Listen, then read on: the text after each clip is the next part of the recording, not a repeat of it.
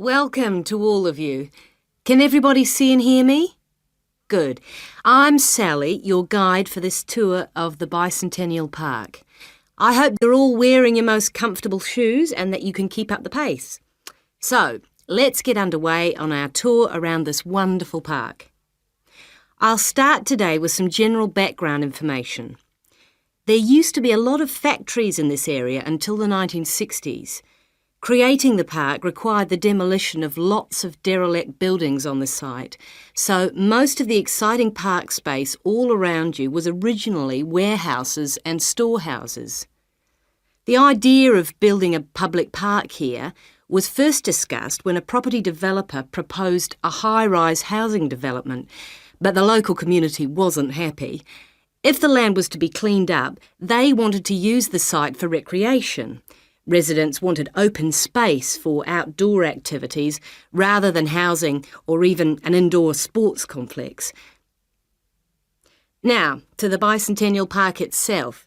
It has two areas, a nature reserve and a formal park with man-made features and gardens.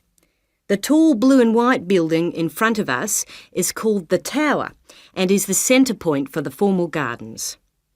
It stands 12 metres high, so follow me up the stairs to where we can take advantage of the fantastic views. Well, here we are at the top of the tower, and we're going to look at the view from each direction. Out to the east, the large buildings about 1 kilometre away are on the Olympic site. There's an indoor arena for gymnastics, a stadium for track and field, and a swimming pool for races and synchronised swimming, and also diving. If you look carefully down there, you can see the train lines. The Olympic site has its own station to encourage the use of public transport. There is also a car park, but it only holds a limited number of cars. The formal park has some specially created water features. If you look out here to the south, you can see a circular ornamental pond. And around to the west, you can relax and sit on a bench to smell the flowers in the rose garden. And finally, up to the north, if you look in front of you now, there's a lake with a small island in the centre. You can hire rowing boats at the boat shed, which you can't see from here. But if you look through the trees, you can see the cafe, which has lovely views across the water. OK, let's climb down now. We will go now and have a look at the nature reserve section of the park, which has opened up natural wetland to the public.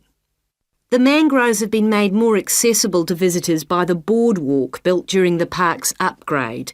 You'd think that people would come here to look at the unusual plant life of the area, but in fact it's more often used for cycling and is very popular with the local clubs.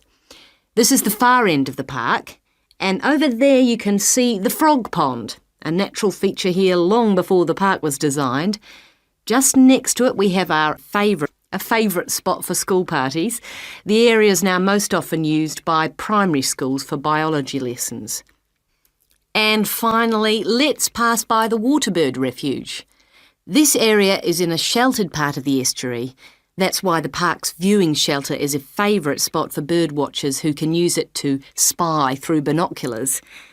You can watch a variety of water birds, but most visitors expect to see black swans when they come to the shelter. You might spot one yourself right now. Well, here we are back at our starting point, the visitors' centre.